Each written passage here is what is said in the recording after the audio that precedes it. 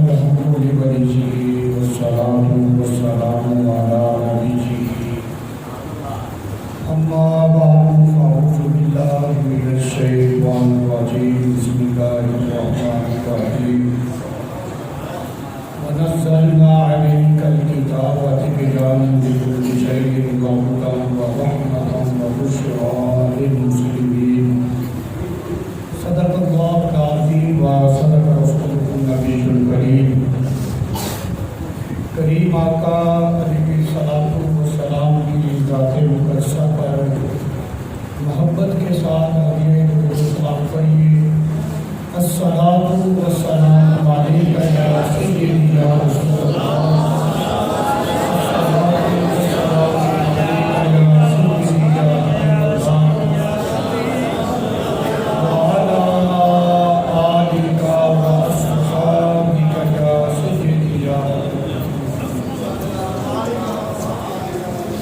کریم آقا علیہ الصلوۃ والسلام کا فرمانے ذیشان ہے.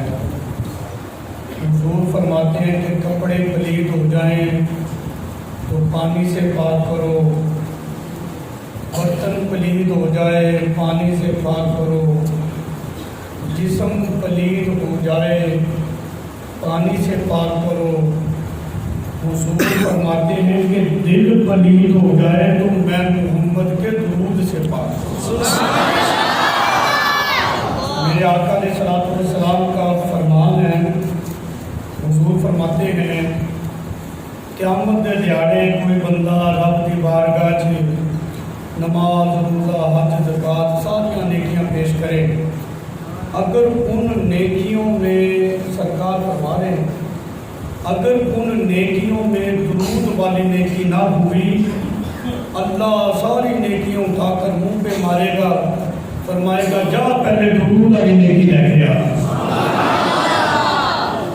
جب حضور کا ذکر ہو تو پھر خوش ہو کے کرنا چاہیے، مجبور ہو کے نہیں کرنا چاہیے. ابھی قاری صاحب ویکھی جانے رہے تھے بات تو جانتے گئے درود کیوں نہیں پڑھیا، ایسے نہیں بلکہ دیوانے بن جایا کرو، دیوانگی کے اندر پڑا ہے اور اس انداز میں اللہ اور اس کے رسول کا ذکر کرو. دیکھنے والا کہ یہ تو پاگل ہے، بس جب دیکھنے والے نے کہہ دیا نا پاگل ہے سب دینا پھر حاضری لگ گئی. آج کی رات بڑی برکتوں والی رات ہے، بڑی عظمتوں والی رات ہے. یہ ایک قاعدہ مسلمہ ہے اور راتاں تے ساری رب نے بنائی ہیں. پتہ نہیں انہوں نے کی حساب کٹیا ہوا ہے جی اج شب برات اکٹھے ہو جاؤ، اج لیلۃ القدر اکٹھے ہو جاؤ، اج فلانے رات اکٹھے ہو جاؤ. ساریا رب نے بنائی ہوئی راتاں نے تے اللہ تعالیٰ 24 گھنٹے جب بھی بندہ رب تو معافی منگے رب معاف کرتا ہے. یہ کہتے ہیں توبہ کی رات ہے. لوگ طرح طرح کی باتیں کرتے ہیں لیکن ذہن میں رکھنا یہ دن رات کائنات کی ہر شے مخلوق بھی اللہ نے پیدا کی ہے لیکن ایک جیسی نہیں. بعض کو بعض پر رب نے فضیلت دی ہے. انبیاء کو پیدا کیا ہے تو اس میں بھی نصوص قطعیہ ہے اللہ نے بعض کو بعض پر فضیلت دی ہے. ایسے ہی فرشتوں کو پیدا کیا ہے ان میں بھی یہی معاملہ ہے. پھر دن اور رات کو پیدا کیا تو اس میں بھی یہی ہے. ساری راتیں ایک جیسی نہیں ہیں، سارے دن بھی ایک جیسے نہیں ہیں. ان ھذا یوم الجمعہ ھذا یوم العید کہ جمعۃ المبارک مومنوں کے لیے عید کا دن ہے. کیوں کہ حضرت آدم علیہ السلام کی ولادت جمعہ کے دن ہوئی ہے تو جمعہ کا دن باقی دنوں میں ممتاز ہو گیا نا. تو نبی پاک علیہ الصلوۃ والسلام پیر شریف کا روزہ رکھا کرتے تھے. سرکار نے فرمایا کہ میری ولادت کا دن ہے تو پیر کا دن افضل ہو گیا کہ نہیں. جس طرح بعض دن بعض دنوں پر افضل ہیں اسی طرح بعض راتیں بھی ایسی ہیں جن کو رب نے بعض راتوں سے افضل بنایا ہے. میں زیادہ تفصیل میں نہیں جاؤں گا کیونکہ اتنا ٹائم بھی کوئی نہیں. آج میں نے آپ کی ذہانت چیک کرنی ہے، میں نے اشارہ کرنا آپ نے سمجھنا ہے. کائنات کی ہر شے کو فضیلت ملی ہے کس کی وجہ سے؟ اللہ تعالیٰ نے فضیلت دی ہے نا، وجہ کون بنائے؟ نبی کریم علیہ السلام کی ذات۔ رب نے جس کو بھی فضیلت دی ہے محبوب کے صدقے دی ہے۔ جگہ جگہ پہ قرآن میں رب فرماتا نہیں یا ایھا الذین آمنوا، یہ کون فرما رہا ہے؟ اللہ، کلام الہی ہے۔ اللہ فرماتا ہے اے ایمان والوں۔ آج ہمارے معاشرے میں تو یہی جھگڑا ختم نہیں ہو رہا یا رسول اللہ کہنا چاہیے تھا کہ نہیں؟ یہ جھگڑا ہے ہمارے معاشرے میں، لیکن رب دیکھو یا رسول اللہ، تو میں کہتا ہوں یہ تو بلند ہستی ہے، اللہ نے بڑا ہی مقام دیا محبوب کو۔ رب تو محبوب کے امتیوں کو بھی یا کے ساتھ پکار رہا ہے، یا ایھا الذین آمنوا، اے ایمان والوں۔ اچھا ویسے تھوڑی دیر رک کے ہم سارے مجھ سمیت اپنے اپنے ہم گنے بانوں میں جھانکیں، کون سا ایسا گناہ ہے جو ہم نہیں کرتے؟ کیا اللہ تعالیٰ سے کچھ پوشیدہ ہے کہ جو ہم کرتے؟ کچھ بھی پوشیدہ نہیں نا، سارے کرتوت رب ہمارا جانتا ہے۔ اس کے باوجود ہمارے گناہوں کو نہیں دیکھ رہا، بلکہ پھر بھی کہہ رہا ہے یا ایھا الذین آمنوا، اے ایمان والو۔ مولا ہم تو گناہ گار ہیں، سیاہ کار ہیں، بدکار ہیں، اور تو اتنا عظیم خطاب ہمیں عنایت فرما رہا ہے۔ فرمایا میرے بندو، میں تمہیں نہیں دیکھ رہا، میں تو اپنی یار کو دیکھ کر کہہ رہا ہوں۔ ساری مخلوق رب نے پیدا کی ہے، لیکن ایک جیسی کوئی نہیں۔ کسی نبی کی امت کو رب نے یہ خطاب عطا نہیں فرمایا کہ اے ایمان والو۔ اگر یہ خطاب عطا فرمایا ہے تو رب نے محبوب کے صدقے محبوب کی امت کو عطا فرمایا۔ پتہ چل گیا نا کہ برابری کوئی نہیں۔ اللہ تعالیٰ نے پیدا ضرور کیا لیکن مختلف مراتب رکھی ہیں۔ اس بات پہ مان کرو، ناز کیا کرو کہ اللہ تعالیٰ نے ہمیں محبوب کا امتی بنایا ہے۔ اچھا یہ بات فائنل ہے، جس کو بھی جو مرتبہ ملا ہے محبوب علیہ السلام کے صدقے ملا ہے۔ جس نبی کے صدقے یہ مراتب مل رہے ہیں، یہ عظمتیں مل رہی ہیں، یہ عظمتوں والی ذاتیں مل رہی ہیں، اس نبی کا اپنا مقام کیا ہوگا؟ یہاں پر میں نے تھوڑی سی بات کرنی ہے، پھر وہیں سے ہم شب برات پہ آ جائیں گے تاکہ یہ بات سمجھ میں آئے، اور جو لوگ اعتراض کرتے ہیں اگر وہ سن رہے ہیں تو ان کی اصلاح ہو، وگرنہ کم از کم ہم تو ان کے جال میں نہ پھنسے۔ اللہ قرآن پاک کی 4 صفتیں ذکر کر رہا ہے۔ اللہ تعالیٰ قرآن کی 4 صفتیں قرآن ہی میں ذکر کر رہا ہے۔ وَنَزَّلْنَا عَلَيْكَ الْكِتَابَ تِبْيَانًا لِكُلِّ شَيْءٍ۔ پہلی صفت قرآن کی کہ قرآن میں ہر چیز کا علم ہے۔ تِبْيَانًا لِكُلِّ شَيْءٍ، یہ قرآن کی پہلی صفت ہے کہ ہر شے کا علم قرآن میں ہے۔ قرآن کی دوسری صفت وَهُدًى، قرآن ہدایت ہے، یہ قرآن کی دوسری صفت ہے۔ وَرَحْمَةً، قرآن رحمت ہے، یہ قرآن کی تیسری صفت ہے۔ وَبُشْرَى لِلْمُسْلِمِينَ، قرآن مسلمانوں کے لیے خوشخبری ہے، یہ قرآن پاک کی چوتھی صفت ہے۔ بات بڑی قابل غور ہے، ہم بڑی آسانی سے ایسے انداز سے ہم شب برات تک پہنچ جائیں گے اور اس کی فضیلت اور حقیقت بھی سمجھ میں آ جائے گی۔ 4 صفتیں اللہ نے قرآن میں ذکر کی۔ اجمال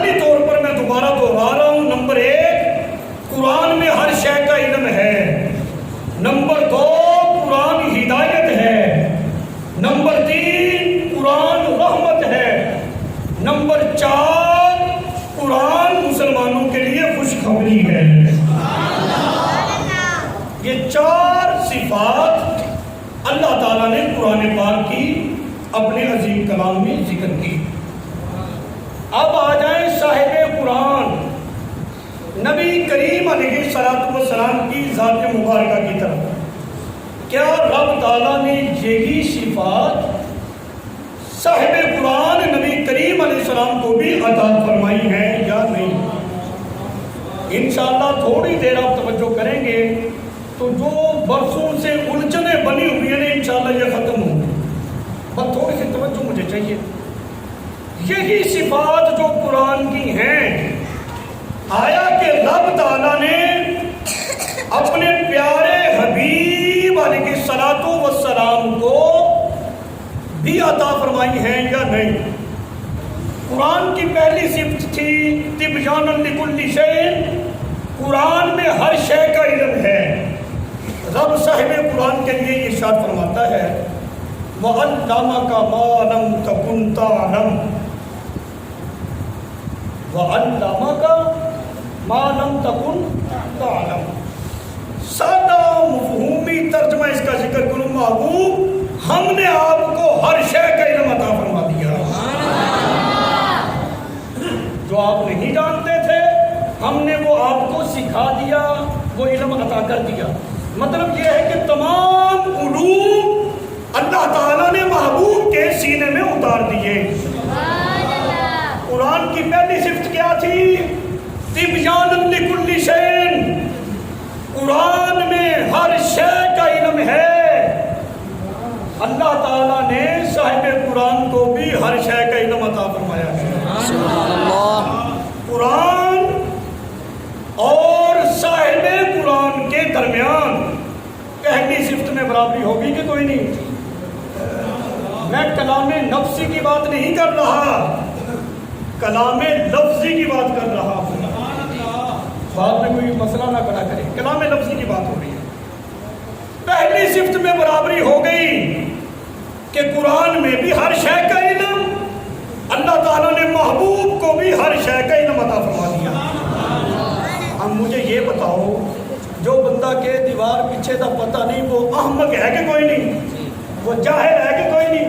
اسے کہا جا پرے ہٹ، دیوار کی اوقات کیا ہے جب پیدا کرنے والا رب فرما رہا ہے کہ ہم نے آپ کو ہر شے کا علم عطا کر دیا۔ علمک ما لم تکن تعلم، جو آپ نہیں جانتے تھے وہ آپ کو سکھا دیا۔ دیوار کی بنا کوئی اوقات ہے بیچ میں؟ ابھی تک حضرت ان کی دیوار کوئی نہیں نکلی۔ دوسری صفت قرآن کی وَهُدًى، قرآن ہدایت ہے۔ صاحب قرآن کے لیے رب تعالیٰ ارشاد فرماتا ہے هُوَ الَّذِي أَرْسَلَ رَسُولَهُ بِالْهُدَىٰ، اللہ تعالیٰ نے محبوب علیہ السلام کو ہدایت بنا کر بھیجا۔ قرآن بھی ہدایت، صاحب قرآن کو بھی رب تعالیٰ نے ہدایت بنا کر بھیجا۔ دوسری صفت میں برابری ہوگی کہ کوئی نہیں؟ اچھا بھی میں اردو بول رہا ہوں، سمجھ آ رہی ہے آپ کو؟ آ رہی ہے ماشاءاللہ۔ قرآن بھی ہدایت اور صاحب قرآن بھی ہدایت۔ تو اس کا مطلب یہ ہے کہ 2 صفتوں میں برابری ہو گئی۔ قرآن میں ہر شے کا علم، صاحب قرآن کو بھی اللہ تعالیٰ نے ہر شے کا علم عطا فرمایا۔ قرآن بھی ہدایت، صاحب قرآن بھی ہدایت۔ 2 صفتوں میں برابری ہو گئی۔ کلام لفظی کی بات کر رہا ہوں، قرآن بھی ہدایت، صاحب قرآن بھی ہدایت۔ قرآن پاک کی تیسری صفت تھی رحمت، کہ قرآن جو ہے یہ رحمت بن کر آیا ہے۔ تو ہم صاحب قرآن کو دیکھتے ہیں کہ اللہ تعالیٰ نے صاحب قرآن نبی کریم علیہ السلام کو بھی رحمت بنا کر بھیجا ہے کہ کوئی نہیں؟ اللہ تعالیٰ اپنی لا ریب لا شکا کتاب میں ارشاد فرماتا ہے وَمَا أَرْسَلْنَاكَ إِلَّا رَحْمَةً وَمَا أَرْسَلْنَاكَ إِلَّا رَحْمَةً لِلْعَالَمِينَ۔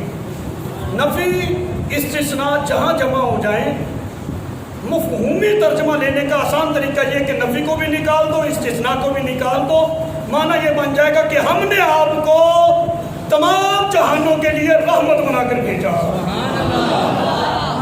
قرآن بھی رحمت اور صاحب قرآن کو بھی اللہ تعالیٰ نے رحمت بنا کر بھیجا۔ تیسری صفت میں بھی برابری ہو گئی کہ قرآن بھی رحمت ہے اور صاحب قرآن بھی رحمت ہے۔ توجہ ہے بھی؟ سمجھ آ رہی ہے؟ اچھا، میں نے کہا نا تیسری صفت میں برابری ہو گئی، برابری نہیں ہو گئی، یہ انصاف کی بات کوئی نہیں، جہاں کچھ فرق ہے وہ ذکر کرنا چاہیے۔ تیسری صفت میں برابری نہیں، قرآن رحمت ہے تو گروہ واحد کے لیے، مومنین کے لیے، مسلمانوں کے لیے، کافروں کے لیے یہ رحمت نہیں۔ وَلَا يَزِيدُ الظَّالِمِينَ إِلَّا خَسَارًا، کافروں کے لیے تو یہ گھاٹے کا سودا ہے۔ پتہ چلا کہ قرآن کی رحمت فقط گروہ واحد مومنین کے ساتھ خاص ہے۔ کریم آقا علیہ الصلوۃ والسلام کو رب نے جو رحمت بنا کر بھیجا ہے، حضور کی رحمت کو اللہ تعالیٰ نے کسی خاص جماعت کے ساتھ مقید نہیں کیا، بلکہ رب تعالیٰ نے محبوب علیہ الصلوۃ والسلام کو تمام عالمین کے لیے رحمت بنا کر بھیجا ہے۔ اچھا بھیا، عالمین کیا ہے؟ وَمَا أَرْسَلْنَاكَ إِلَّا رَحْمَةً لِلْعَالَمِينَ، عالمین کا معنی میں نے عالمین کر دیا۔ کیا ہے مراد عالمین سے؟ چلے قرآن کی تفسیر قرآن سے کرتے ہیں، محبت سے سبحان اللہ کہو نا جی۔ اچھا بھی اگر بابا بلے شاہ دے شیر تے سبحان اللہ بنتی ہے نا جی، تے پھر رب دے قرآن تے ڈبل سبحان اللہ بنتی ہے۔ بابا بلے شاہ دا شیر بھی سبحان اللہ، لیکن میں تے رب دا قرآن پڑھدا پیا نا تے ذرا ٹن لا کے کہو نا ذرا سبحان اللہ۔ عالمین کے لیے رحمت، عالمین سے کیا مراد ہے؟ عالمین سے کیا مراد ہے؟ مجھے لگتا ہے تھوڑا ذوق حق بہو والا ہے۔ چلو وہ حساب کتاب لگا لیں گے، پہلے کوئی بنیادی چیزاں سے سمجھو نا۔ توجہ بھائی، اللہ تعالیٰ قرآن پاک میں فرماتا ہے، سانو لوگ تانا ہی دیتی رکھتے ہیں، اب بریلوی جڑے دوڑے سنوڑے تے شیر تے ڈھولے پڑھتے رہتے ہیں، قرآن تے پڑھتے کوئی نہیں۔ تسی قرآن پڑھن دیو تے اسی پڑھیے نا جی، اسی دوڑا پڑھیے تو تسی سبحان اللہ جمپ لے کے کہندے ہو، قرآن پڑھیے تو چپ کر کے بیٹھ جاندے ہو۔ تسی قرآن تے سبحان اللہ کہو تاکہ اسی قرآن ہی پڑھیا کریے۔ عالمین کا معنی قرآن سے کرتے ہیں۔ اللہ تعالیٰ قرآن پاک میں فرماتا ہے الحمدللہ رب العالمین، تمام تعریفیں اللہ تعالیٰ کے لیے جو عالمین کا پالنے والا ہے۔ اب عالمین کا معنی سمجھ میں آئے گا؟ عالمین سے مراد یہ ہے کہ جس شے کا رب خالق ہے، رب تعالیٰ نے اپنے محبوب کو ان تمام مخلوق کے لیے رحمت بنا کر بھیجا ہے۔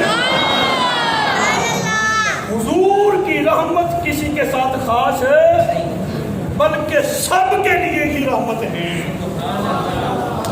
یہاں تو بات برابری کی ہو رہی تھی، رحمت میں تو رب تعالیٰ نے محبوب کو کتنا مقام عطا فرمایا۔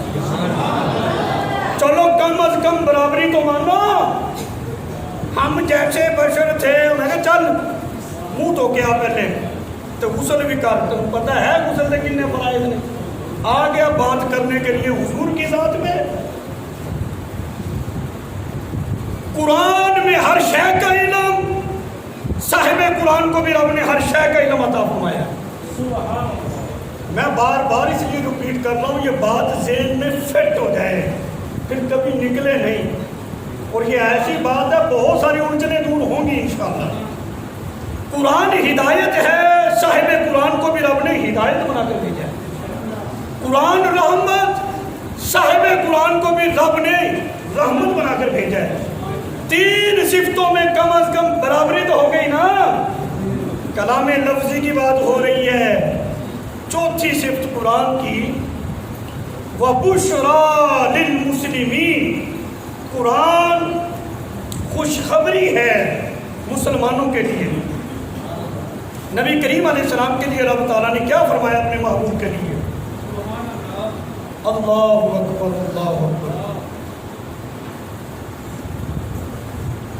یا ایھا النبی انا ارسلناک شاہدا ومبشرا ونذیرا.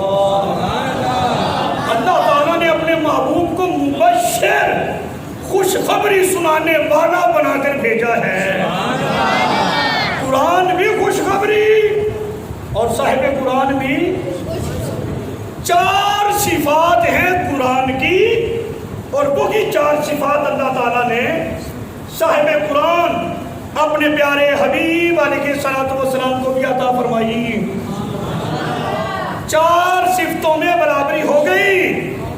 یوں محسوس ہو رہا ہے کہ جو قرآن ہے وہ صاحب قرآن ہے، اور جو صاحب قرآن ہے وہی تو قرآن ہے.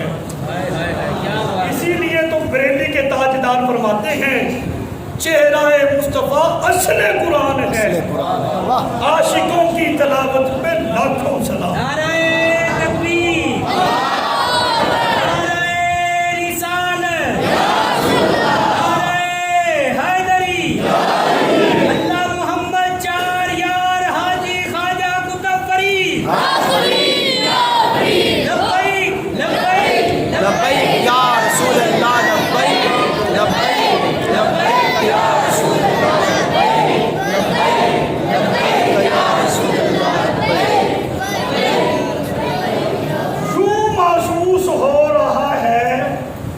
جو قرآن ہے وہی صاحب قرآن. اب میں نے نتیجہ دینا ہے. اتنی دور سے جو یہاں تک لے کر آیا ہوں، کوئی مسئلہ میں نے سمجھانا تھا نا، اب وہ بات میں سمجھانے لگا ہوں. جو محسوس ہو رہا ہے جو قرآن ہے وہ صاحب قرآن ہے، اور جو صاحب قرآن ہے وہ قرآن ہے. لے جی، اب مجھے لوگ علماء سے مسائل پوچھتے ہیں، ان سے سوال کرتے ہیں. آج میں سوال آپ کی بارگاہ میں رکھ رہا ہوں اور جواب میں نے آپ سے لینا ہے، اور یقینی طور پر اگر آپ نے توجہ سے سنا تو آپ جواب دیں گے. مجھے یہ بتاؤ، قرآن اور صاحب قرآن میں فرق کوئی نہیں، کلام لفظی کی بات ہو رہی ہے. اگر کوئی بندہ اس بھرے مجمع میں کھڑا ہو کر قرآن کے نقائص بیان کرے، قرآن کی توہین کرے، قرآن کی گستاخی کرے، ہم اس کو مصلی پہ کھڑا کریں گے؟ کم از کم مومن کے ایمان کا چھوٹے سے چھوٹا درجہ یہ ہے کہ اس کو ہم پکڑ کے مسجد سے باہر نکال دیں گے. چل باہر نکل، تیرا اچھا کام ہی کوئی نہیں ہے کہ نہیں؟ یہ ہماری ایمانی غیرت ہے کہ جو بندہ قرآن کی توہین کرے، قرآن کے نقائص کو بیان کرے، قرآن کی گستاخی کرے، ہم اس کو مصلی پہ نہیں بلکہ جوتیوں پہ بھی کھڑا نہیں ہونے دیتے، باہر نکال دیتے ہیں. اب میری گزارش آپ سے یہ ہے، او جی او بھی تو قرآن ہی پڑھ دینے تے پھر کیوں نماز ہی پڑھنی ہے جتنے ہی پڑھ لیجیے. جو رسول اللہ کی گستاخی کرے، اب فرق تو ہے کوئی نہیں، جو رسول اللہ کی گستاخی کرے اس کو تم مصلی پہ کھڑا کرتے ہو اور اس کے پیچھے نماز پڑھتے ہو، یہ تمہارے ایمان کا جنازہ نہیں تو اور کیا ہے؟ اس پہ غور و فکر کرو. یہ اللہ کے گھر ہیں، یہ کسی کی پراپرٹی نہیں ہے. جو چاہے جس کو چاہے مسجد میں لا کر بٹھا دے، اسے کہا بات سن، یہ رب کا گھر ہے. اس میں وہی آئے گا جو اللہ اور اللہ کے پیاروں کے ساتھ پیار کرتا ہے. نہ ہم قرآن کے گستاخ کو برداشت کرتے ہیں اور اعلان کر رہے ہیں، نہ ہی ہم رسول اللہ کے گستاخ کو برداشت کریں گے. اپنی فکر بدلو، اپنی سوچ کو درست کرو، اپنی سمت درست کرو. نماز پڑھنی جتھے پڑھنی ہے. اتنا حقیر سمجھ لیا تم نے نماز کو. پتہ ہے نماز کس طرح ملی ہے، پتہ ہے اس دین کے پیچھے کتنی قربانی ہے. امام حسین رضی اللہ تعالیٰ عنہ کے 6 ماہ کے علی اصغر سے لے کر جوان علی اکبر نے اس دین کے لیے قربانیاں پیش کی ہیں، اور تو کہتا ہے بس نماز ہی پڑھنی ہے۔ صحابہ اکرام 1200 صحابہ حضرت، جنگ یمامہ جو ختم نبوت کی پہلی جنگ تھی، 1200 صحابہ جو ہے وہ اس جنگ میں شہید ہوئے ہیں۔ 700 قرآن کے قاری تھے جو اس جنگ میں شہید ہوئے۔ اتنی شہادتوں کے بعد، اتنی محنتوں کے بعد یہ دین ہمیں ملا ہے، تو کہتا ہے بس نماز ہی پڑھنی ہے۔ یہ دین ہمیں کسی نے پلیٹ میں رکھ کر نہیں دیا، اگر پلیٹ میں رکھ کر دیا ہوتا تو پھر تم قدر نہ کرتے۔ اس دین کی بنیادوں میں بڑے بڑی شخصیات کے خون ہیں، بے شک میرے آقا علیہ السلام کی بڑی محنتیں ہیں اس دین کے لیے۔ طائف کی وادیوں میں رسول اللہ صلی اللہ علیہ وسلم کے جسم پر پتھر برسائے گئے، عیاش قسم کے لڑکے حضور کے پیچھے لگائے گئے، آپ کے نالین پاک خون سے بھر گئے، جسم لہو لہان ہو گیا ہے، تو کہتا ہے بس نماز ہی پڑھنی ہے۔ تجھے پتہ کوئی نہیں ہے اس نماز کے لیے کتنی محنتیں میرے آقا علیہ السلام نے کی۔ دین کو دین سمجھو، اس میں برادری کے مسئلے کو شامل نہ کرو۔ اور بھئی یہ ہنسنے کا مقام نہیں ہے، یہ تو رونے کا مقام ہے کہ جس نبی کا ہم کلمہ پڑھتے ہیں اس نبی کے ساتھ ہماری وفا یہ ہے۔ میرے باپ کو کوئی گالی دے، میں دیکھتا ہوں کہاں سے جائے گا وہ، یہ ہماری غیرت ہے جناب۔ ابے کو کوئی گالی دے پھر بچ کے کیسے جائے؟ جتنا بھی نالائق بیٹا ہو باپ کی توہین برداشت نہیں کرتا۔ میں کہتا ہوں جتنا بھی گناہ گار امتی ہو وہ رسول اللہ کی گستاخی کسی قیمت پر بھی قبول کرنے کے لیے تیار نہیں ہے۔ ان سے برات کا اعلان کرو، آج شب برات ہے۔ شب کا معنی ہے رات، برات کا معنی ہے نجات، گناہوں سے نجات کی رات ہے۔ تو اس میں یہ عہد کر کے اٹھو نا، جو جو دین کے ساتھ کھڑا ہے ہم بھی ساتھ کھڑے ہیں۔ جو دین کا غدار ہے وہ بے شک ہمسایہ محلے دار ہے، برادری والا، اس سے کوئی واسطہ نہیں ہے۔ بس ہمارا معیار ہے، ہم تو یہ دیکھتے ہیں کہ رسول اللہ صلی اللہ علیہ وسلم کے ساتھ اس کا تعلق کیا ہے۔ انہیں جانا، انہیں مانا، نہ رکھا غیر سے کام، للہ الحمد کہ میں دنیا سے مسلمان گیا۔ بس یہ معیار مومن کا ہونا چاہیے، اور مومن کہتے ہی سے۔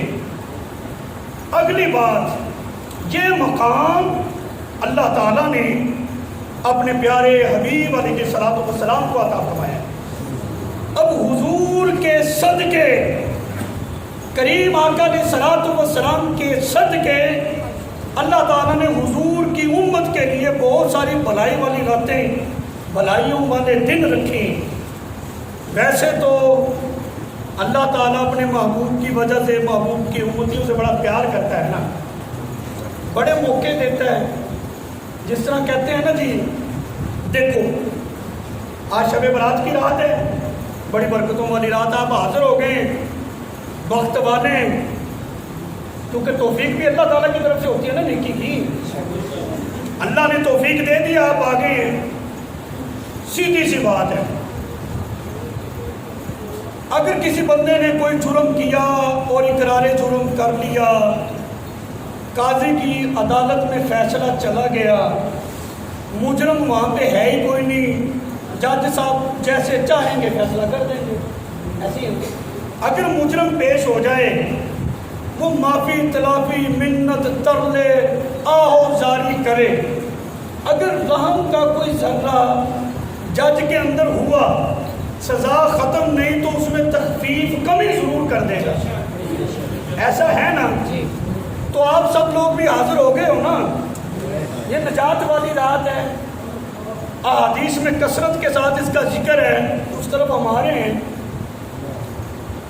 ہم رو رو کر بارگاہ الہی میں اپنے جرموں کا اقرار کر کے رب کی بارگاہ میں سر سجدے میں جھکا کر یہ عرض کریں گے کہ مولا گناہ गुनाह तो हुए हैं लेकिन अब तेरी बारगाह में आ गए तो माफ कर दे।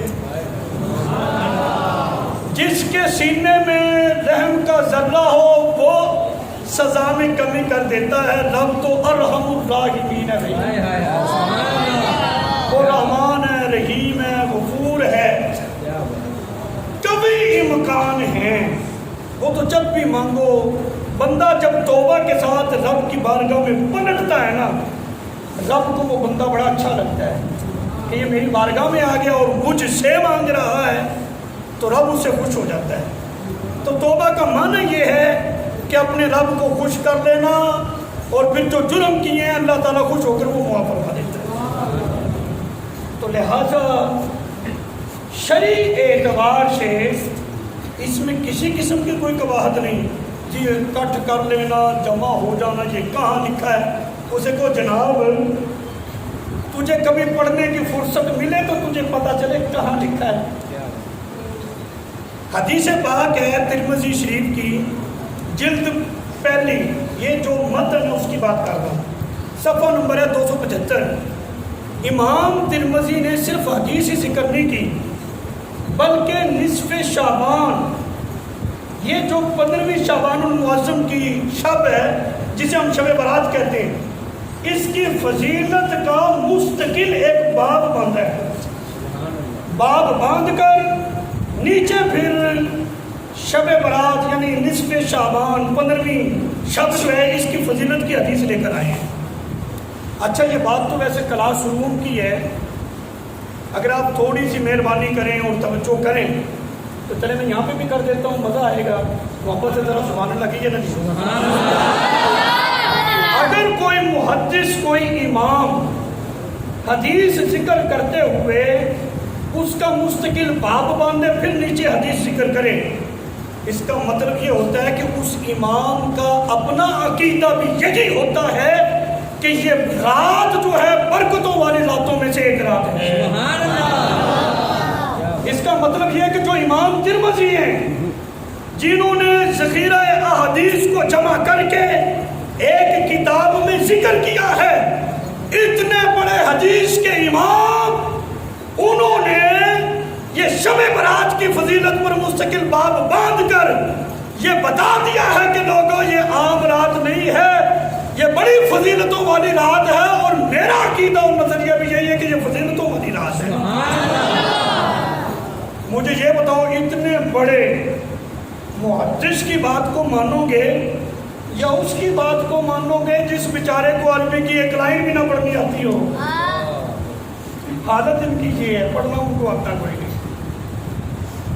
मेरी एक जगह बात हुई, चिश्तिया शरीफ में मैं गया, वो कहने लगे हमने ना जी मुनाजरा करना है, मेरा वहाँ भी शागिर्द है, अब भी है, मुनाजरा करना जी किस बात पे?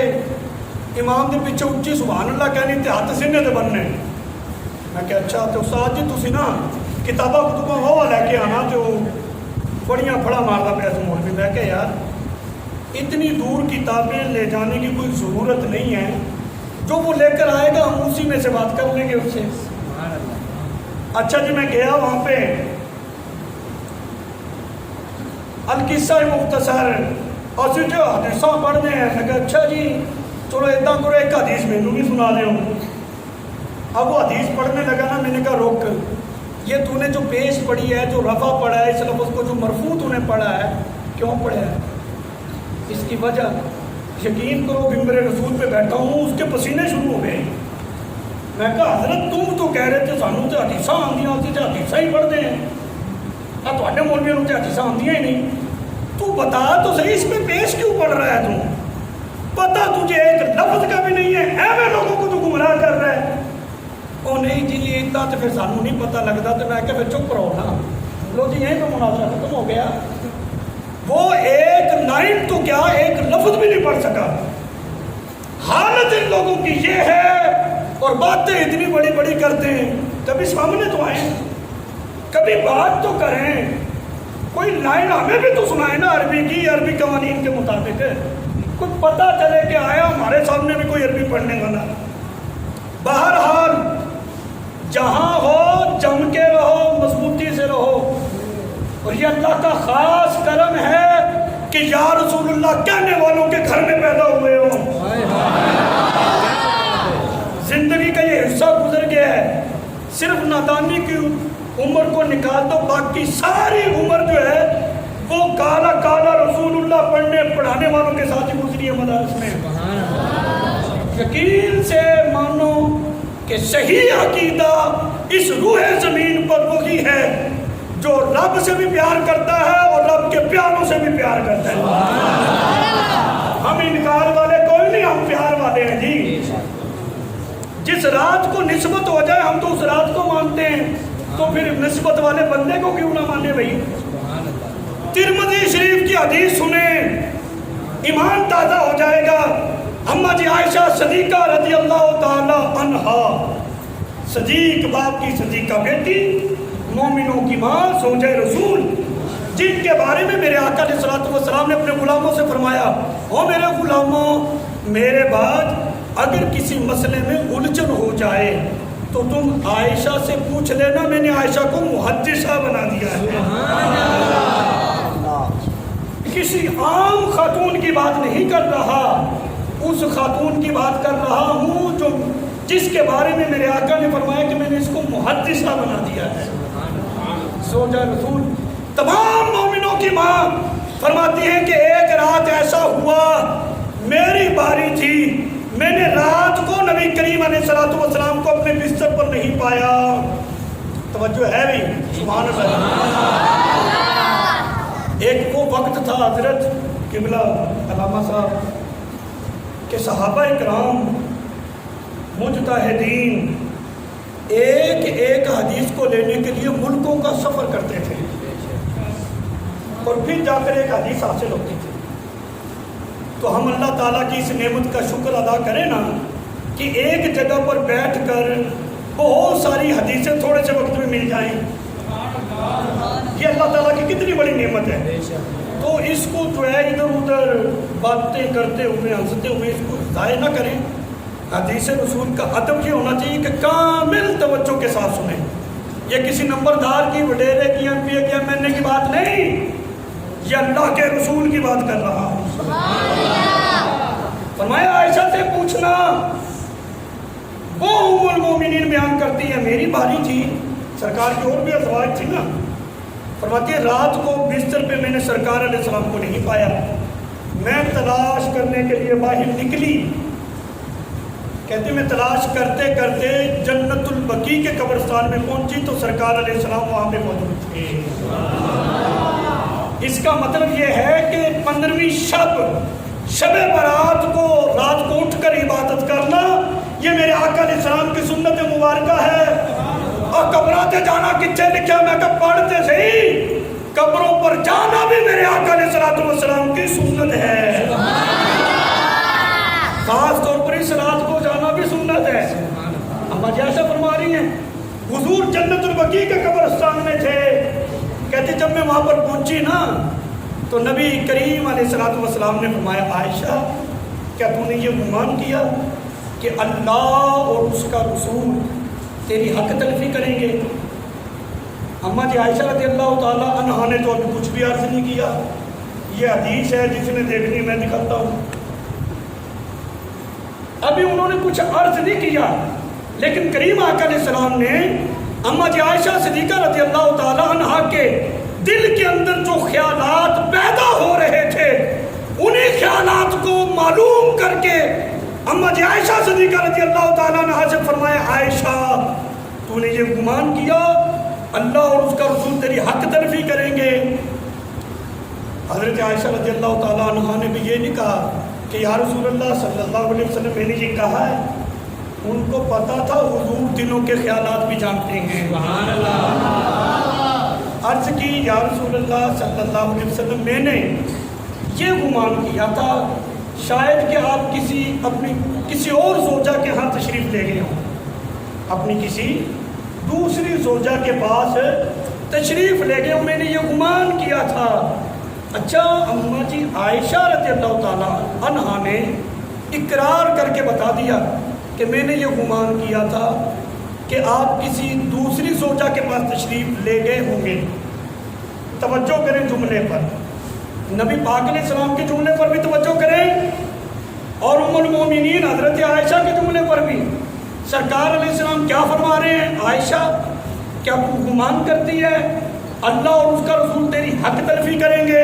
اس کو ذہن میں بٹھائیں. حضرت عائشہ عرض کیا کرتی ہیں؟ میں نے یہ گمان کیا آپ اپنی کسی دوسری زوجہ کے پاس تشریف لے گئے.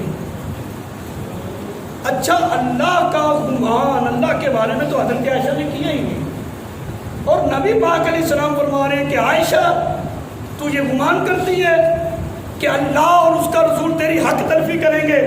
بڑی لطیف بات ہے، توجہ کرنا انشاءاللہ ایمان تازہ ہوگا. اماں جی عائشہ فرماتی ہیں میں نے گمان کیا آپ کسی زوجہ کے پاس چلے گئے ہوں گے. مطلب کیا ہے؟ نبی کریم علیہ السلام کے بارے میں گمان کرنا اسی طرح ہے جس طرح کہ اللہ کے بارے میں گمان کیا جا رہا ہے. وما رمیت اذ رمیت ولکن اللہ رمی. محبوب جو کنکری ماری تھی آپ نے نہیں، وہ تو میں نے ماری تھی. یعنی فعل رسول کو اللہ اپنا فعل بتا رہا ہے، اور قرآن میں ہے کہ وہ دھوکہ دے رہے ہیں اللہ کو. یخادعون اللہ، وہ دھوکہ دیتے ہیں اللہ کو نہیں اور ایمان والوں کو، لیکن ان کو شعور ہی کوئی نہیں، وہ تو اپنے آپ کو دھوکہ دے رہے ہیں. اچھا مجھے یہ بتاؤ کوئی بندہ رب کو دھوکہ دے سکتا ہے؟ دھوکے کی تعریف کیا ہے؟ دھوکہ کہتے ہیں کسی او یار کلو سیب نہیں چنگے چنگے پائیں ٹھیک ہے جی بس او جی عمران خان ہے میں نواز شریف ہے میں باتوں میں لگا کر دو جو ہے ناقص دانے بھی بیچ میں ڈال دیتے ہیں. یہ دھوکہ دیا نا. اور دھوکہ دینے کا پروگرام اس نے کیا چلایا؟ عمران خان نے نہیں کرتا تو نواز شریف نے، یعنی اس کی توجہ تقسیم کر کے دو ناقص دانے بھی بیچ میں ڈال دیے. دھوکہ یہ کہتے ہیں کہ کسی کی عقل کو نکال کر پھر اس کو جو ہے دھوکہ دے دینا. مجھے بتاؤ مشرکین رب کو دھوکہ دے سکتے ہیں؟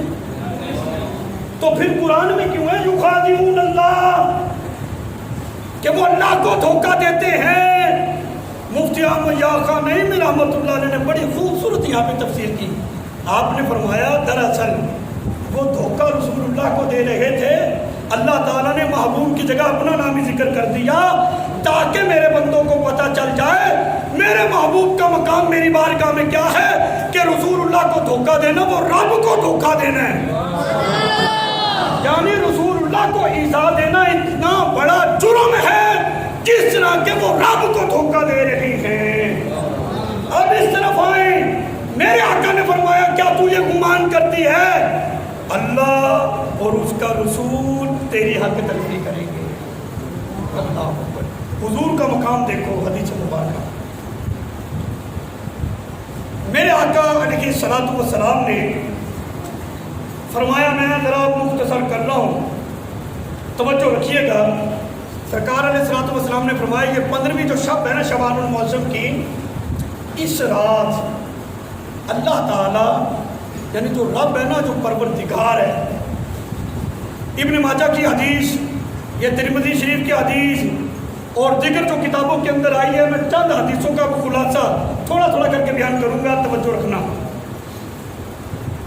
اتنی عظیم اور برکتوں والی رات، میرے آقا علیہ الصلوۃ والسلام نے فرمایا کہ اس رات اللہ تعالیٰ، ترمذی شریف، اشارہ دے رہا ہوں یہ پہلے ذکر کر دوں، اللہ تعالیٰ میری امت کے اتنے لوگوں کی مغفرت فرما دیتا ہے جتنا کہ قبیلہ بنو قلب کی بکریاں اور ان کے بال، پھر فرمایا کہ اس سے بھی زیادہ کی اللہ تعالیٰ مغفرت فرما دیتا ہے. یہ ذکر کیوں ہوا؟ وہ قبیلہ بڑے شوق سے بکریاں پالتا تھا، پھر بکریوں کی کثرت، پھر ان کے بالوں کی کثرت. مطلب یہ ہے کہ جب اس کی گنتی نہیں تو اللہ تعالیٰ بھی اس رات میں اتنے لوگوں کی مغفرت فرماتا ہے کہ وہ بے حساب ہوتے ہیں، اس کی بھی گنتی کوئی نہیں. یہ ایک خاص رات ہے جس میں اللہ تعالیٰ ایک خاص تجلی کے ساتھ اپنی مخلوق کی طرف متوجہ ہوتا ہے. ایک حدیث میں یہ آتا ہے کہ اللہ تعالیٰ آسمان دنیا پر جلوہ گر ہوتا ہے اپنی شایان شان، جو اللہ کی شان ہے. پھر آسمان دنیا سے کیا مراد ہے؟ اس سے مراد یہ ہے کہ جو زمین کے سب سے زیادہ قریب ہے، اتنا قریب ہو جاتا ہے رب، ہے کوئی مانگنے والا مجھ سے میں اس کو دوں، ہے کوئی اس طرح مانگے، ہے کوئی، یعنی طلوع فجر تک منادی ندا دیتا رہتا ہے۔ جو بھی رب کی بارگاہ میں ندامت کے چند آنسو بہا کر اپنا سر رب کی بارگاہ میں جھکا دیتا ہے، رب تعالیٰ اس کو بھی نواز دیتا ہے۔ یہ رب کی رحمتیں اور برکتیں اس بندے کے شامل حال ہوتی ہیں جو اللہ کے حضور اپنے آپ کو پیش کر دیتا ہے کہ میں آ گیا ہوں، مجھے معاف کر۔ توبہ جب بندہ اللہ کی بارگاہ میں کرتا ہے، اس توبہ کرنے سے بندے کو حاصل کیا ہوتا ہے؟ بندہ مومن کے لیے تو حکم یہی ہے نا، یا ایھا الذین آمنوا اتقوا اللہ، اے ایمان والو اللہ سے ڈرو، رب کا خوف اپنے اندر پیدا کرو۔ صورتحال یہ ہے، 4 نمازیں پڑھ لینا جو آدمی کو کسی کے ہاتھ ہی نہیں آتا، پتہ نہیں اس نے کوئی احسان چڑھا دیا کسی پہ، وہ 4 نمازیں پڑھنے لگ گئے۔ سب سے بڑا نیک وہ ہوتا ہے جو سب سے زیادہ ڈرنے والا ہوتا ہے، جو دلیر ہونا جی، اور لو جی ہن بھی تسی ایک ہی محنت کرنی ہے تو پھر ساڈے کول کی لینا ہے۔ یہ پیر تو اس طرح کے پھوتے مارتے ہیں نا، تو وہ تھوڑا ذمہ اسی چکیا ہوا ہے نا، اسی لے جائیں گے تو ساڈے نانے کا ہی دین ہے۔ اور اس نے کہا جناب نانے کا دین ہے، یہ تو ہم نے تسلیم کر لیا، تو سید زادہ ہے، لیکن سید زادے کے لیے بھی یہ شرائط ہے کہ وہ شریعت کے تابع رہے۔ اگر وہ دلیر ہو جائے، اب میں بات کرنے لگا ہوں، انبیاء کے بعد کائنات میں اگر کسی کا مقام ہے تو وہ حضرت ابوبکر صدیق رضی اللہ تعالیٰ عنہ کی ذات ہے۔ سب سے بلند ہستی، خوف خدا کا عالم دیکھو کیا ہے۔ آپ کا ایک غلام آیا، توبہ کی رات ہے، ڈریں گے تو توبہ کریں گے نا جی۔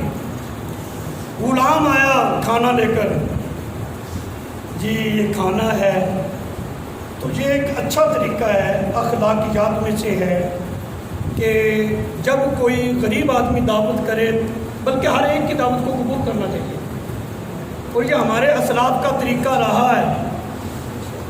امام زین العابدین رضی اللہ تعالیٰ عنہ کا بھی یہی طریقہ کار رہا ہے کہ غریب آدمی جب دعوت دیتے تو آپ ان کے ساتھ وہیں پہ بیٹھ کر کھانا کھا لیا کرتے تھے کہ اس کا دل رکھوں۔ اور بریلی کے تاجدار امام اہل سنت مجدد دین و ملت مولانا الشاہ امام احمد رضا خاں پادری بریلوی رحمۃ اللہ علیہ، ایک یتیم بچے نے آپ کی دعوت کر دی، اور پھر گھر میں جگہ کوئی نہیں تھی، باہر ہی بوریا بچھا کے وہیں پہ بٹھا دیا، باجرے کی روٹی کچی دال چنے کی پیش کی۔ آپ بڑی نازک مزاج تھے اور پھر بڑھاپا بھی، آپ نے وہ بڑے مزے سے وہیں پہ بیٹھ کر وہ کھانا کھا لیا۔ کہنے لگے حضرت آپ کی طبیعت خراب ہو جائے گی، دال کچی ہے، روٹی بھی کچی ہے۔ فرمایا ہوتی ہے تو ہو جائے، جو طبیعت خراب ہوگی ٹھیک بھی ہو جائے گی، کہیں ایسا نہ ہو کہ اس یتیم بچے کا دل دکھ جائے۔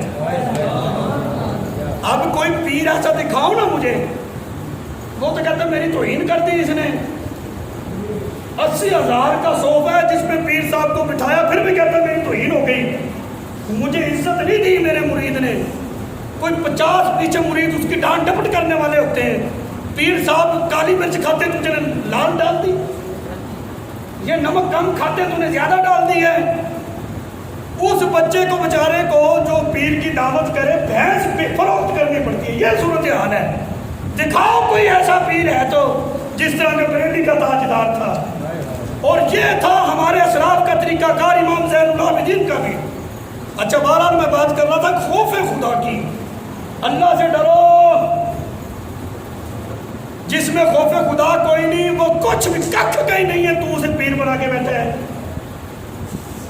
حضرت ابوبکر صدیق ہے، لقمہ اٹھایا، کہہ تو دیا، دل رکھنے کے لیے، دل ٹوٹ نہ جائے منہ میں ڈالا، کہنے لگا شوق سے، آپ کو پتہ ہے یہ کہاں سے آیا ہے؟ میں فلاں منتر میں پڑھتا تھا نا، اس سے تو مجھے پیسے ملے تو اس کا میں یہ کھانا لے کر آیا ہوں۔